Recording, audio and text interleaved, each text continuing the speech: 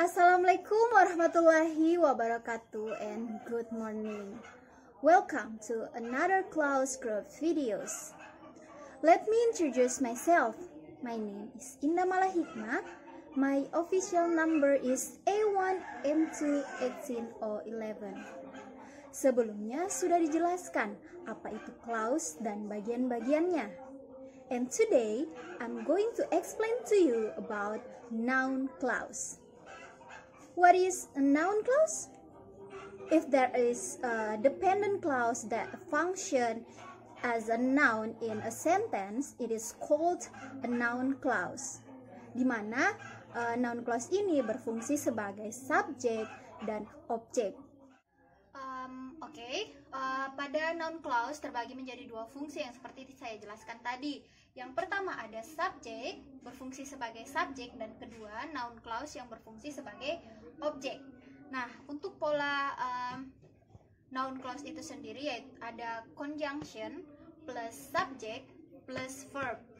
Nah, untuk conjunction tersendiri yang terdapat pada noun clause yaitu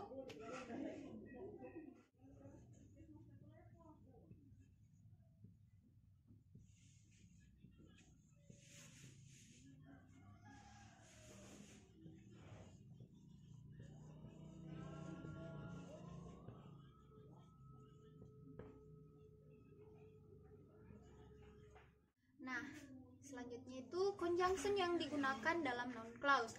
Yang pertama ada why, when, where, what, who, whom, whose, and etc.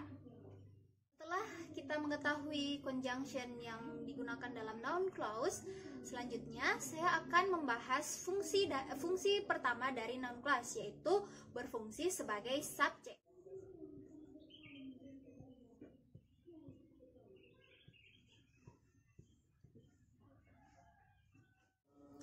Jadi, untuk noun clause as a subject, polanya yaitu conjunction subject verb berada di depan verb ordinary, entah verbnya itu intransitif maupun transitif.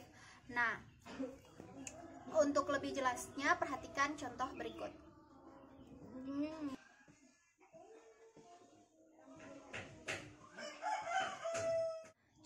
Perhatikan contoh ini. Where you live is a noun by them. Jadi, where di sini merupakan yang seperti saya sebutkan tadi di awal, where di sini merupakan conjunction. You merupakan subjek and live merupakan verb and seperti yang pola ini, conjunction subject verb merupakan noun clause yang berada di depan verb ordinary. Jadi di sini kita bisa melihat noun clause-nya itu yang mana. Jadi noun clause-nya itu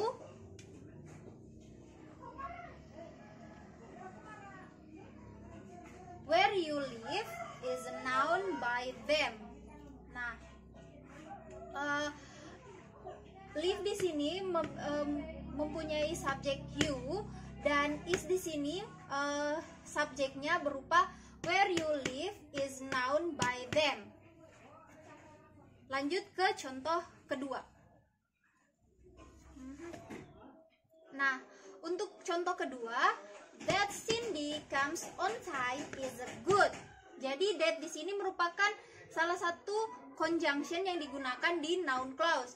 Nah, di sini kita bisa melihat conjunction ada that, subjek ada Cindy, dan comes itu ada verb.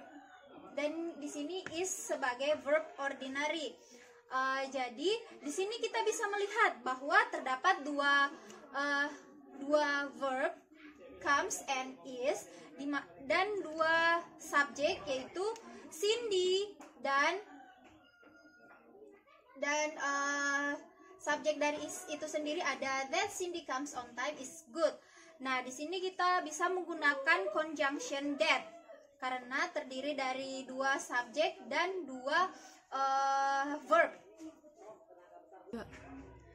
dari kedua contoh tadi di situ merupakan salah satu bagian dari noun clause yang berfungsi sebagai subjek.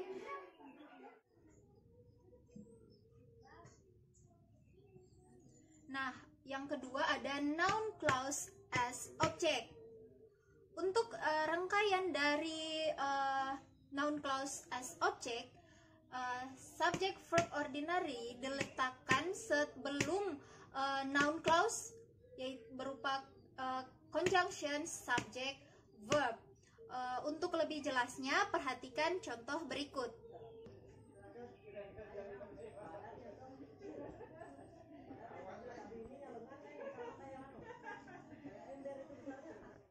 Nah, perhatikan contoh berikut. Di sini ada contoh I don't know what Intan likes. Nah, di sini kita bisa melihat bahwa subject plus verb ordinary berada di awal, dan what Intan likes atau conjunction subject verb atau noun clause as object berada setelah subject verb ordinary. Nah, di sini kita bisa melihat bahwa conjunction yang digunakan itu ada what, subjeknya ada Intan, dan verbnya ada likes. Nah, di sini noun clause-nya itu what Intan likes merupakan objek dari verb ordinary know. Untuk lebih jelasnya lagi, perhatikan contoh kedua.